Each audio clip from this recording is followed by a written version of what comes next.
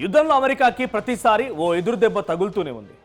ఏదో సంఘటనతో ఇరాన్ని మొత్తాన్ని అంతమొందించి ఇరాన్ అలీ ఖమేనీ అంతమొందించిన తర్వాత ఇక అక్కడితో యుద్ధం ఆగిపోయింది, యుద్ధం అయిపోయింది, రాజు లేని ఆ దేశం ఏం యుద్ధం చేయగలుగుతుందని చెప్పి అమెరికా మరింత అహంకారంతో ఇరాన్పై అనేక రకాలుగా దిగ్భ్రమించే ప్రయత్నం చేసింది. మిసైళ్లు కురిపించింది, పెద్ద మొత్తంలో అక్కడ ఉన్నటువంటి ఇన్ఫ్రాస్ట్రక్చర్ని దెబ్బతీసే ప్రయత్నం చేసింది, గల్ఫ్ కంట్రీస్ నుంచి అనేక రకాలుగా ఇంటర్సెప్ట్ చేసే ప్రయత్నం చేసింది. కానీ ఏది కూడా ఇరాన్ని కదిలించలేకపోయింది. ఇరాన్ రోజు రోజుకి ఇంకా శిల్పని చెక్కుతూ ఉంటే, ఒక బండరాయిని చెక్కుతూ ఉంటే శిల్పంగా మారినట్టుగా ఇరాన్ని అమెరికా చెక్కుతున్న కొద్దీ ఇరాన్ దగ్గర నుండి అద్భుతమైన మిసైల్స్ కానీ అద్భుతమైనటువంటి వండర్ఫుల్ టెక్నాలజీ బయటపడుతోంది. సో ఇప్పుడు మరొక ఎదురుదెబ్బ ఏంటి అనేది క్లియర్గా చెప్పే ప్రయత్నం చేస్తాను. వెల్కమ్ టు RTV, నేను మీ జర్నలిస్ట్ మనోజ్. సో ఇప్పటికే స్ట్రైట్ ఆఫ్ హార్మూజ్ అంటే ఏంటి, బాబెల్ మండి అంటే ఏంటి, స్ట్రైట్ ఆఫ్ హార్మూజ్ని ఎందుకు అమెరికా ఇంత సీరియస్గా తీసుకుందనంటే, ఫస్ట్ అండ్ ఫార్మోస్ట్ ఈ స్ట్రైట్ ఆఫ్ హార్మూజ్ గురించి ఒక నిమిషం మనం మాట్లాడుకుందాం. ఇది స్ట్రైట్ ఆఫ్ హార్మూజ్ అనేది, సో ఇది ఒక 33 కిలోమీటర్స్ డిస్టెన్స్. ఈ 33 కిలోమీటర్స్ డిస్టెన్స్ ఉన్నటువంటి ఈ స్ట్రైట్ ఆఫ్ హార్మూజ్ ఇటువైపు UAE, ఇక్కడే దుబాయ్, అబుదాబి అన్నీ కూడా ఉంటాయి. సో ఇది దుబాయ్, ఇటువైపు ఓమన్, ఇది బహ్రెయిన్, ఖతార్, తర్వాత ఇటువైపు నుంచి ఇది ఇరాన్, ఇక్కడ టాప్లో కువైట్, ఇదంతా సౌదీ. సో ఒకవేళ ఈ దేశాలు కనుక తమ దగ్గర ఉన్నటువంటి ఎక్స్పోర్ట్స్ని ఏదైనా బయటికి పంపించాలనుకుంటే ఇదే ఒక్క రీజన్, ఒక్క వే వీళ్ళకి స్ట్రైట్ ఆఫ్ హార్మూజ్. ఈ స్ట్రైట్ ఆఫ్ హార్మూజ్ అనేది చాలా కీలకం గల్ఫ్ కంట్రీస్కి.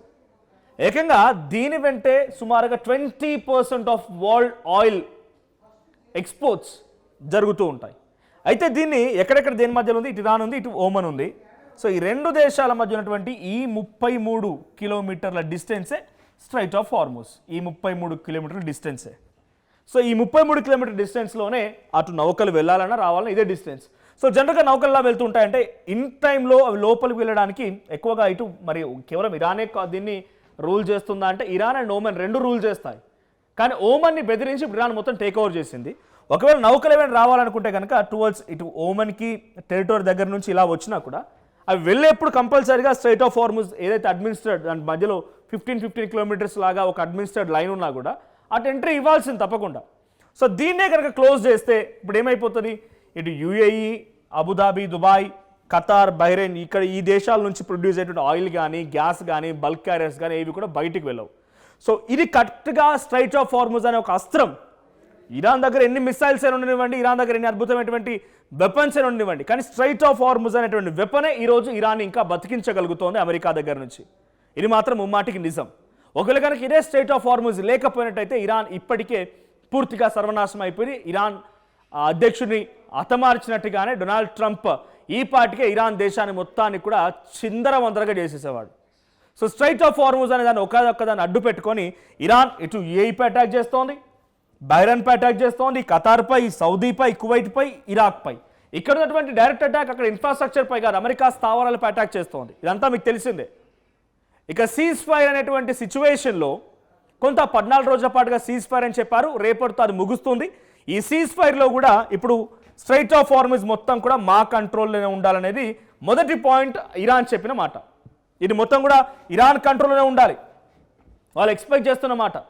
ఆ తర్వాత ఇటువైపుగా వచ్చిపోయేటువంటి ప్రతి నౌక కూడా వాళ్ళకి టోల్ చెల్లించాల్సిందే, అంటే కంపల్సరీగా వాళ్ళకి కొంత ఫీజు చెల్లించాల్సిందే.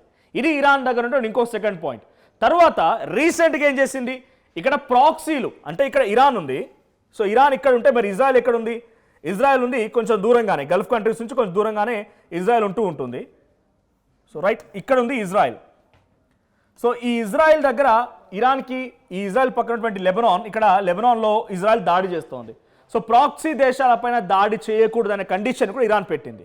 సో ఎప్పుడైతే ఇజ్రాయెల్ లెబనాన్పై అటాక్ చేసిందో దీన్ని సీజ్ ఫర్ అండర్స్టాండింగ్ బ్రేక్ అయింది, ఉల్లంఘన జరిగింది అన్నట్టుగా ఇటు ఇరాన్ భావించింది. అందుకే ఇరాన్ దానికి మళ్ళీ స్ట్రైట్ ఆఫ్ హార్మూజ్ని క్లోజ్ చేసింది.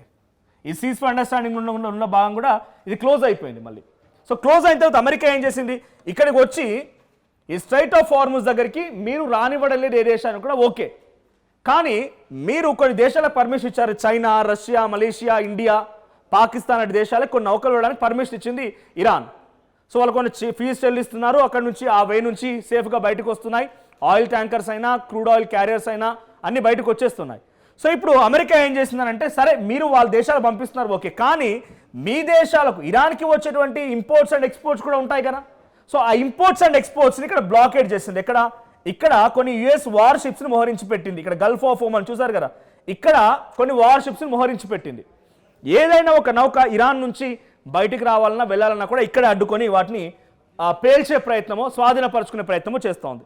నిన్న తౌస్కా అనేటువంటి ఒక బల్క్ క్యారియర్ ఇరాన్ వైపు నుంచి వస్తోంది. సో దాన్ని అడ్డుకొని పూర్తిగా స్వాధీనం చేసుకుంది అమెరికా స్వాధీనం చేసుకునేందుకు డ్రోన్ అటాక్ చేసింది ఇరాన్. ఇది జరుగుతోంది. సో ఇప్పుడు మరొక ఎదురుదెబ్బ ఏంటి అమెరికా కంటే, ఆల్రెడీ ఇది మళ్ళీ స్ట్రెయిట్ ఆఫ్ హార్ముజ్ని క్లోజ్ చేసే ప్రయత్నం ఇరాన్ చేస్తోంది, అండ్ బ్లాకేడ్ చేసే ప్రయత్నం అమెరికా చేస్తుంది. ఇక్కడ సక్సెస్ఫుల్.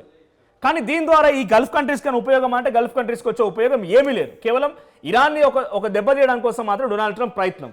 కట్ చేస్తే ఇటువైపు బాబెల్ మండి అనేది ఇంకోటి ఉంటుంది. ఇక్కడ ఇటువైపు ఒకటి, తర్వాత ఇటు సౌదీకి వెళ్ళడానికి ఇంకొక రూట్. ఇది రెడ్ సీ. ఈ రెడ్ సీ వెంట ఇక్కడ ఉండేది బాబెల్ మండి. సో దీన్ని బాబెల్ మండి అంటూ ఉంటారు, బాబెల్ మండెబ్. సో ఇదేంటి, ఇదొక సేమ్ స్ట్రైట్ ఆఫ్ బాబెల్ మండి అని చెప్తుంటారు దీన్ని. అది 33 కిలోమీటర్స్ డిస్టెన్స్ అయితే ఇది 30 కిలోమీటర్ డిస్టెన్స్ ఈ విత్. సో ఈ 30 కిలోమీటర్ డిస్టెన్స్లో ఇటువైపుగా నౌకలు రావాలి. అయితే సౌదీలో నుంచో యెమెన్ నుంచో ఇంకా టాప్గా ఉన్నటువంటి కొన్ని కంట్రీస్ ఏమున్నాయి, ఇక్కడ సౌదీయే మోస్ట్, ఇటు చిన్న చిన్న ఐలాండ్స్ వరకు వెళ్ళి అక్కడ నుంచి ఎక్స్పోర్ట్స్కో ఇంపోర్ట్స్కో ఉపయోగించే రూట్ ఇది. సో ఇప్పుడు ఇక్కడ యెమెన్స్ ఎవరైతే ఉన్నారో ప్రాక్సీలలో లెబనాన్, సిరియా, హమాస్, హెజ్బొల్లాలు ఏ రకంగా అయితే ఇరాన్కి సపోర్ట్ చేస్తారో, ఈ గల్ఫ్ కంట్రీస్లో ఇరాన్కి సపోర్ట్ చేసే ఇంకొకటి ఏంటంటే యెమెన్లో ఉన్న హౌతీస్, అక్కడి హౌతీస్ గవర్నమెంట్ ఇప్పుడు డైరెక్ట్గా సపోర్ట్ చేస్తుంది ఇరాన్కి. సో ఈ హౌతీలు ఏమంటారు, ఇప్పుడు ఈ బాబెల్ మండిని మేము క్లోజ్ చేస్తాం, ఈ బాబెల్ మండిని కూడా క్లోజ్ చేస్తాం, same Bab el Mandeb strait. So దీన్ని కూడా క్లోజ్ చేస్తాం. ఇప్పుడు ఏమైపోతుంది, ఇటువైపు నుంచి ఒకవేళ సౌదీకి మాత్రమే పర్మిషన్ ఉంది ఇటువైపు, ఎందుకంటే చూడండి రైట్, ఇది సౌదీ అరేబియా, ఇటు సౌదీ అరేబియా డిస్టెన్స్ ఇక్కడ వరకు ఉంది. యెమెన్, ఓమన్కి పర్మిషన్ ఇటు రావడానికి, దుబాయ్కి అవకాశం లేదు, ఖతార్, కువైట్, బహ్రాన్, బనామా ఈ దేశాలకు ఏమాత్రం అవకాశం లేదు. సో ఇరాక్ అవకాశం లేదు. ఇక్కడ ఇజ్రాయెల్ కొంత అవకాశం ఉంటుంది, ఇజ్రాయెల్కి కొంత ఎక్స్పోర్ట్ చేసుకోవడానికి అవకాశం ఉంటుంది, బట్ ఇజ్రాయెల్ ఇవేం యూజ్ చేయదు మోస్ట్లీ. సో సౌదీకి మాత్రం అవకాశం ఉంది. సో దీన్ని కూడా క్లోజ్ చేస్తాం. ఇదెంత పర్సెంట్, అది 20% ఆయిల్ సప్లైస్ ప్రపంచవ్యాప్తంగా చేస్తూ ఉంటే ఇది 12% చేస్తుంది, 12% చేస్తోంది. సో 90 లక్షల బ్యారెల్ల క్రూడ్ ఆయిల్ వెళ్తూ ఉంటుంది అటు దీని వెంట, ఈ దారి వెంట. సో ఈ స్థాయిలో సపోర్ట్ చేస్తుంది బాబెల్ మండి. ఇప్పుడు హౌతీలు ఏం చెప్తున్నారు, మీరు బ్లాకేడ్ చేసి ఇరాన్కి రావాల్సిన ఎక్స్పోర్ట్స్ ఇంపోర్ట్ ఆపేస్తున్నారు, మీరు సీజ్ ఫర్ అండర్స్టాండింగ్ని బ్రేక్ చేసిర్రు అమెరికా అండ్ ఇజ్రాయెల్ కలిసి. సో మీరు మళ్ళీ అమెరికా అహంకారంతో వెళ్తోంది, ఇప్పుడు ఏకంగా ఒక నౌకను కూడా స్వాధీనపరుచుకుంది. కాబట్టి మేము ఈ బాబెల్ మండిని కూడా క్లోజ్ చేస్తాం. అప్పుడు ఏమైపోతుంది, ఈ మొత్తం కూడా ఈ దేశాలన్నీ కూడా ఇటువైపు ఇరాన్, ఇటువైపు ఏమన్నా వీళ్ళ కంట్రోల్లో ఉండాల్సిందే, వీళ్ళు రావాలన్న పోవాలన్నా వీళ్ళ కంట్రోలే, నో ఆప్షన్ అట్ ఆల్. ఎటువైపు నుంచి సముద్ర మార్గానికి ఇంకో అవకాశమే లేదు అసలు. అటువంటి ఒక ఆప్షన్ ఎంచుకుంది ఇరాన్. మరి ఈ కంట్రీస్ని బ్లాక్ చేయడం మూలంగా అమెరికా ఎందుకు ఇబ్బంది పడుతుంది అంటే, అమెరికా ఇన్వెస్ట్మెంట్స్ ఇక్కడ ఉన్నాయి, అమెరికా సపోర్టివ్ దేశాలు ఈ దేశాలన్నీ కూడా, అమెరికా స్థావరాలు ఇక్కడ ఉన్నాయి. అమెరికాని ఫైనాన్షియల్గా అమెరికాని పైన కొంత అమెరికాపై ఒత్తిడి రావాలంటే ఈ దేశాలపై ఒత్తిడి రావాల్సిందే, అది ఫైనాన్షియల్గా అయినా డైరెక్ట్గా వార్ పరంగా అయినా ఒత్తిడి రావాల్సిందే. ఈ బాబెల్ మండి కనుక క్లోజ్ అయితే యూరోపియన్ నేషన్స్ చాలా ఎక్కువగా ఎఫెక్ట్ అయ్యే అవకాశం ఉంది.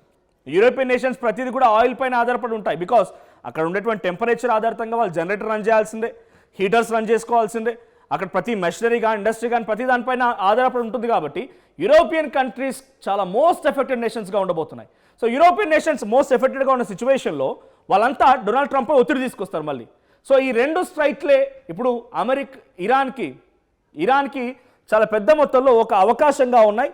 ఆ వెపన్ ఉపయోగించే, ఆ రెండు స్ట్రైట్లు ఉపయోగించే అమెరికాని ఇరాన్ కంట్రోల్ చేయగలుగుతుంది. ఒకసారి మీకు క్లియర్ ఇమేజెస్ చూపించే ప్రయత్నం చేస్తాను. అసలు డిఫరెన్స్ ఏంటి, ఈ బాబెల్ మండికి స్ట్రైట్ ఆఫ్ హార్ముజ్కి ఎటువంటి డిఫరెన్స్ ఉన్నాయి, ఎటువంటి పవర్ఫుల్గా ఉన్నాయి అని చెప్పి ప్రయత్నం చేస్తాను. ఇది ఫిజికల్గా అక్కడ ఉన్నటువంటి సిచ్యువేషన్ ఏంటి అనేది. సో డైరెక్ట్గా ఇక్కడ మీరు ఆర్టీవీ స్క్రీన్పై చూస్తూ ఉన్నారు. సో ఆర్టీవీ స్క్రీన్పై చూసేటువంటి ఆ ఓవరాల్ సిచ్యువేషన్లో సో ఇక్కడ చూడండి, గమనించండి. సో ఇది హార్ముజ్ జలసంధి అండ్ మాండెబ్ జలసంధి. సో ఏంటిది, ఇరాన్ ఓమన్ మధ్య హార్ముజ్ ఉంటుంది, ఇరాన్ మరియు ఓమన్ మధ్య హార్ముజ్ జలసంధి ఉంటే, ఇటు యెమెన్ మరి జిబౌటి మధ్య రెడ్ సీ ఎంట్రన్స్లో ఈ మండేబ్ అనేటువంటి స్ట్రైట్ ఉంటుంది. ఆ తర్వాత ప్రపంచ ఆయిల్లో ఈ 20% రవాణా దీనికి ఈ స్ట్రైట్ ఆఫ్ హార్ముజ్ నుంచి జరిగితే, ఇటు 12% ఆయిల్ అనేది బాబెల్ మండి హార్ముజ్ నుంచి జరుగుతుంది. తర్వాత రోజుకి 20 కోట్ల బ్యారెల్స్ రవాణా జరుగుతాయంట దీంట్లోంచి. రోజుకి 20 కోట్ల బ్యారెల్స్. ఇటువైపు 90 లక్షల బ్యారెల్స్ ట్రాన్స్పోర్ట్ జరుగుతుంది. తర్వాత China, India, Japan, Korea supply దేశాలు ఇవి ఉంటే, ఇటువైపు యూరోప్ దేశాలు, యూకే, టర్కీకి, ఈ దేశాలకి ఈ బాబెల్ మండి ద్వారా సప్లై అవుతూ ఉంటుంది. సో ఇప్పుడు ఎఫెక్ట్ పడేది ఇక్కడ యూరోప్ దేశాలన్నీ, యూకే, టర్కీ లాంటి దేశాలు. సో ఇప్పుడు ఈ దేశాలన్నీ కూడా ఒక రకంగా నాటోలో భాగస్వామ్య దేశాలు ఎక్కువగా ఉన్నాయి కాబట్టి డొనాల్డ్ ట్రంప్ పైన ఒత్తిడి ఎక్కువ అవుతుంది. ఎలాగైనా సరే నువ్వు ఇరాన్ చెప్పినట్టుగా వినాల్సింది, లేదంటే మనకు ఆయిల్ ఆగిపోద్దని ఒత్తిడి ఎక్కువ అవుతుంది. సో యెమెన్స్ ఇప్పుడు ఇరాన్కి సపోర్ట్గా ఈ బాబెల్ మండిని క్లోజ్ చేయబోతున్నారు. ఇంకొకటి, హర్మూజ్ గుండానే గల్ఫ్ దేశాల ఆయిల్ సప్లై అయితే సుయూజ్ కాలువకు గేట్ల మాండెబ్ అనేటువంటి ఈ స్ట్రైట్ ఉంటుంది. తర్వాత క్లోజ్ అయితే చమురు ధరలు భారీగా పెరిగే అవకాశం ఉంది. అఫ్కోర్స్ ఇండియాపై ఎఫెక్ట్ పడబోతుంది, అది కూడా ఎక్కువగా ధరలు పెరిగే అవకాశం ఉంది. ఇది కనుక క్లోజ్ అయితే యూరోప్లో ఎనర్జీ అండ్ ఫుడ్ క్రైసిస్ కూడా వస్తుందంట.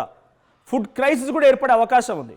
సో డొనాల్డ్ ట్రంప్ కేవలం ఇరాన్ పైన ఆధిపత్యం చెలాయించడం కోసం మాత్రమే, యురేనియం నిల్వలు ఉన్నాయి, వాళ్ళు ఫర్దర్గా న్యూక్లియర్ పవర్ని తీసుకోగలుగుతారు, వాళ్ళు ఎప్పటికైనా ప్రమాదం అనేటువంటి కేవలం ఒకే ఒక ఉద్దేశంతో ఇంతటి స్థాయిలో యుద్ధాన్ని తీసుకొచ్చి ఇన్ని రోజుల పాటు యుద్ధాన్ని నడుపుతూ సీజ్ ఫైర్ అనే పేరిట ఒక 14 days పాటుగా it's completely not a cease fire, ఒక మాట చెప్పి దాన్ని క్లోజ్ చేసి మళ్ళీ ఇప్పుడు బ్లాకేడ్ అని రకరకాల సమస్యలు క్రియేట్ చేసి మళ్ళీ ఇటువంటి ఒక విధ్వంసాన్ని తీసుకురాబోతున్నాడా?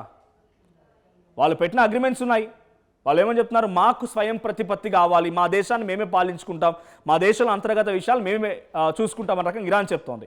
ఈ డిమాండ్స్ కనుక అంగీకరించి ఉంటే మేబీ రేపేం జరిగితే చూడాలి. బట్ ఇరాన్ చెప్తున్న మాట ఏంటంటే, రేపటికైనా చర్చలకు మేము రాము, పాకిస్తాన్లో చర్చలకు మేము సిద్ధంగా లేము, మేము రాము అని చెప్పి కొట్టిపారేస్తోంది ఇరాన్. బట్ ఇవి నిజంగా సఫలీకృతం అవుతాయా? లేదు, ఈ బాబెల్ మండిని కూడా క్లోజ్ చేశారంటే కనుక డెఫినెట్గా petrol prices, diesel prices hike విపరీతంగా వెళ్ళబోతున్నాయి.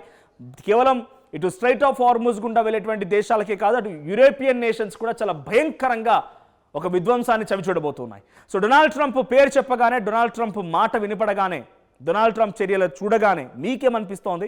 Donald Trump is a correct person అనుకుంటున్నారా? డొనాల్డ్ ట్రంప్ గురించి మీ అభిప్రాయం ఏంటి? కామెంట్ చేయండి.